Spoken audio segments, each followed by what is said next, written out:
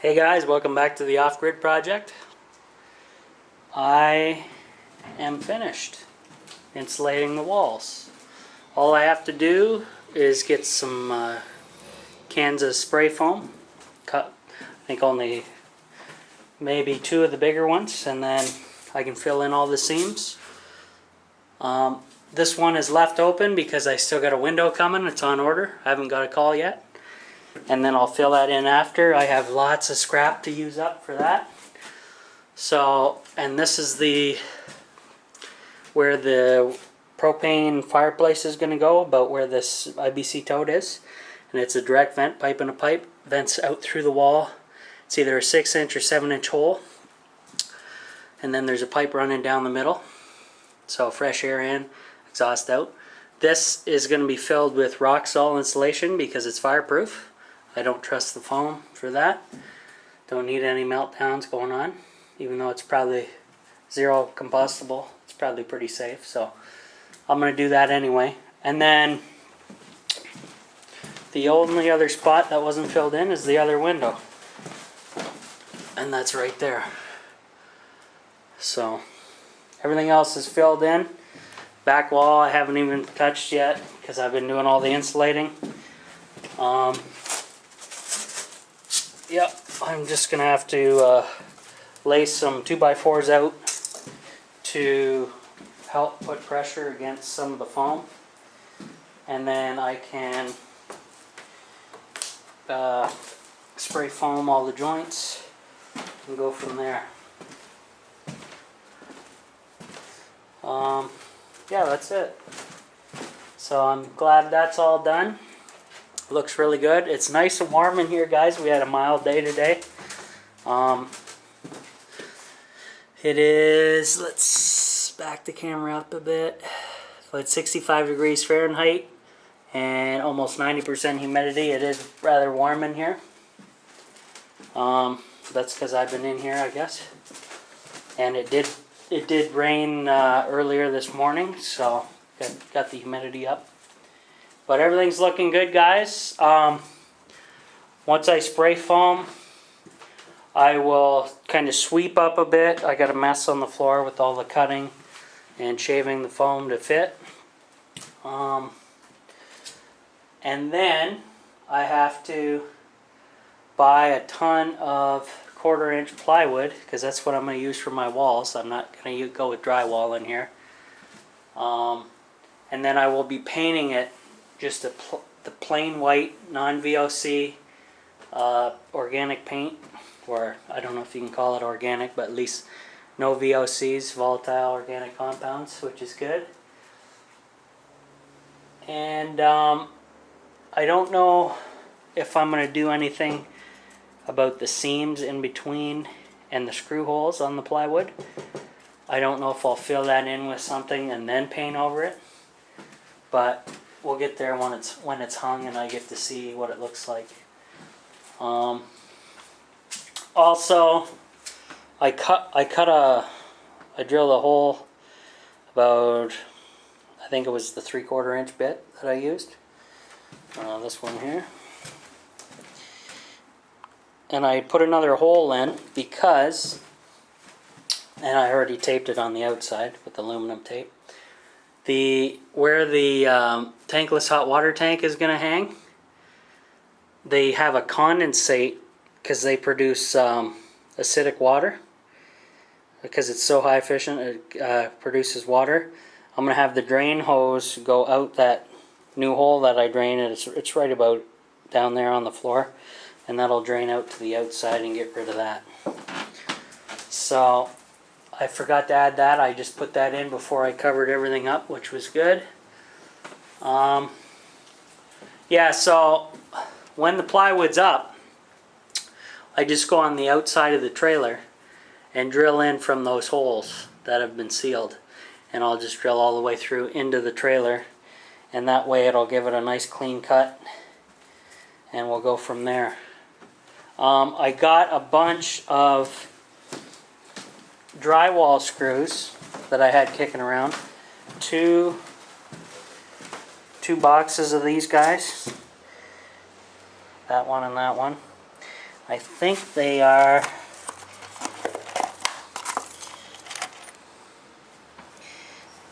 They're about, I'm going to say, an inch and a half, I think. Not labeled, but whatever. Oh, my aluminum piece came out from the wind, so I'll just put this back over top. There's a little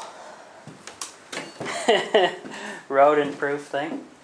But, yeah, I don't know what I'm going to do about that hole still. Because originally the kitchen was going to be on this side, but we'll see what happens. I still want it over here, because when I did the framing for the door, this wood was really screwed up. I almost swore. It's sticking out this much. So I'm thinking making my cabinets either go butt up against that flush and go back that way, or go all the way past this, kind of zigzag around and right flush to the door. I might do that even, but we'll see what happens. But for now, insulation is done, thank God. I can start, I'll grab a can tomorrow if I'm not working, and a couple cans anyway, and go to town on here, do all the seams. It's coming together, guys. It's actually, every time I come in after I've been here, and the next time I'm in, it's always warmer in here, so this stuff really works well. I know I could have went the cheap route and went pink insulation or Roxol, but I went all out for the waterproof factor, etc., etc. And I used the same stuff on the floor. So this will be a good test for these foam boards. See how they perform. Yeah, it's almost up to 70 now. Well, it's rising anyway. But yeah, that's it for now, guys. So both walls are done, insulated. That'll keep me nice and warm in the winter, cool in the summer. This back wall, I'm not using these. I have a 3/4 inch piece of plywood left over from the flooring, and this is a 1/2 inch from work that we got. I just want a 1/4 inch, so another half the size there, pretty much. And then I'm gonna make hangers, maybe put hinges on top and screw it to the plywood here, so they will open up this way and I can go in and grab whatever. This is basically just a place for storage, just to stuff stuff in. It's nothing fancy. I'm not going to do anything really inside there. And then all my scrap lumber and these pieces of plywood I'm going to use to build the battery box for the batteries, right? Let's see, right about here down, I would imagine, somewhere around there. I'll know better once. I think it's actually further down here. Yeah, I think it is, because the fireplace is there, battery box is in front, kind of about here. I think there'll be enough room for walking space, because the fireplace is not going to be this wide. And once I have a counter in here for the kitchen, there is, let's see, hard to do with one hand here. Okay, well, whatever, I won't show you that.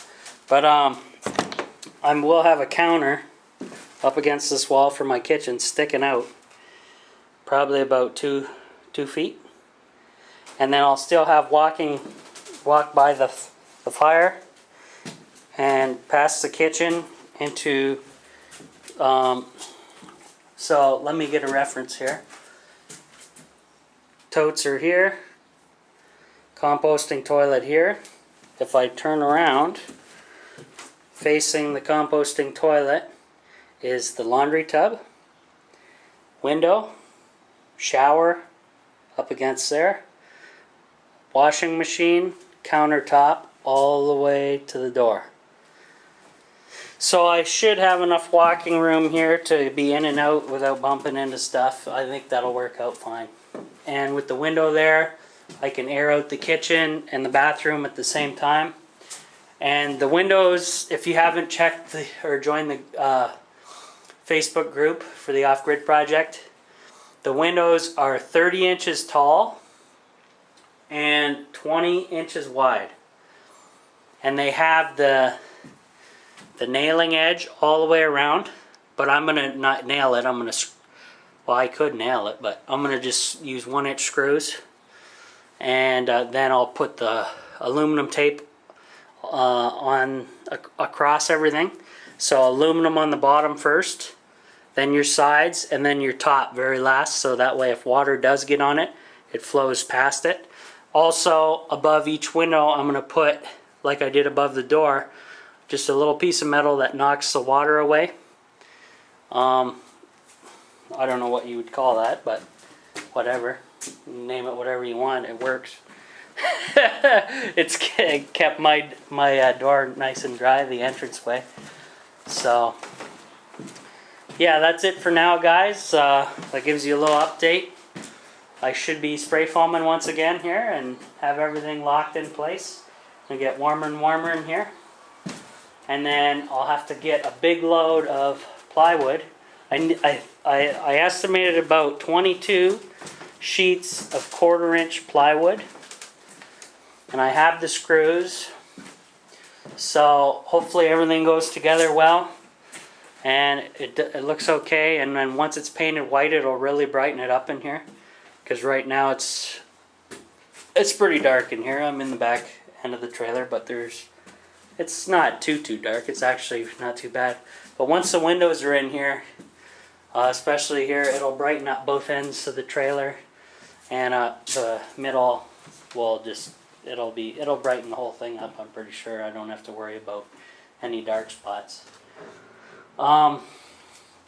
Also wanted to talk about, I'm a fan of Troy on the Do-It-Yourself project, or the Do-It-Yourself World, his YouTube channel. Troy Reed, look him up. He's totally off-grid and everything. He recommends Mr. Beams, they're called, LED lights. They're battery-operated motion detection lights. So let's say if I'm coming back here at nighttime and it's pitch dark in here, for safety, I'm going to need a motion light on the ceiling here. So when I open the door, I have light to see what the hell's going on when I come in the door. That way I don't take a header on the floor. Or if it's dark outside in the wintertime, all icy, I'm going to need some light. So, yeah, I'm going to have to look into that. See about getting one of those. Maybe I'll get it as a Christmas gift or something. Who knows? Yeah, so that's an update for you guys. We'll talk to you later. It's coming along. Alright, see ya.